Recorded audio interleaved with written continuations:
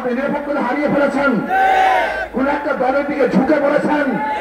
আপনি জানেন বাংলাদেশের মানুষ যদি জাগ্রত হয়, কোন জালেমকে কোনদিন রক্ষা করে না, রক্ষা করতে দেবেন ইনশাআল্লাহ।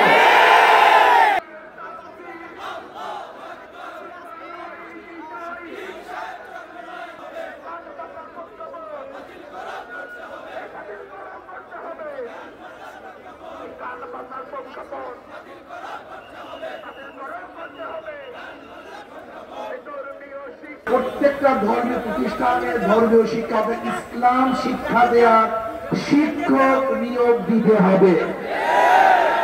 যদি নিয়োগ দিতে না চান তাহলে আমি অনুর সরকারকে বলবো আপনাকে নিয়োগ দেওয়ার জন্য বাধ্য করব। আমরা দেখেছি আপনি নিরপেক্ষতা হারিয়ে ফেলেছেন। আমি বলবো অনুর সরকার সাহেব, আপনি আর নিরপেক্ষ নাই, আপনি নিরপেক্ষতা হারিয়ে ফেলেছেন। আন্দোলন করেছি আমরা, সংগ্রাম করেছি আমরা, রাস্তায় ছিলাম আমরা, বুলেটের সামনে ছিলাম আমরা, ট্যাঙ্কের সামনে ছিলাম আমরা, রাস্তায় জীবন দেওয়ার জন্য প্রস্তুতি নিয়েছিলাম আমরা। আর আপনি কাদেরকে নিয়ে ঘোরাফেরা করেন? যারা স্পষ্ট বলেছে এই ছাত্র জনতার আন্দোলনের সাথে আমরা সম্পৃক্ত না, আপনি তাদেরকে গুরুত্ব দেবেন।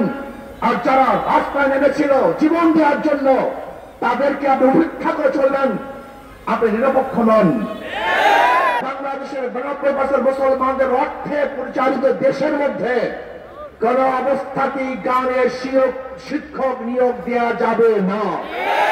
এই প্রজ্ঞাপন বাতিল করবেন। যদি এরপরে দুঃসাহস দেখান, যদি বাংলাদেশের প্রাইমারি লেভেলে আপনি গানের শিক্ষক দেওয়ার দুঃসাহস দেখান, তাহলে বাংলাদেশের জনগণ ঐক্যবদ্ধ হয়ে আপনার চেয়ার থেকে নামিয়ে দেবেন ইনশাআল্লাহ।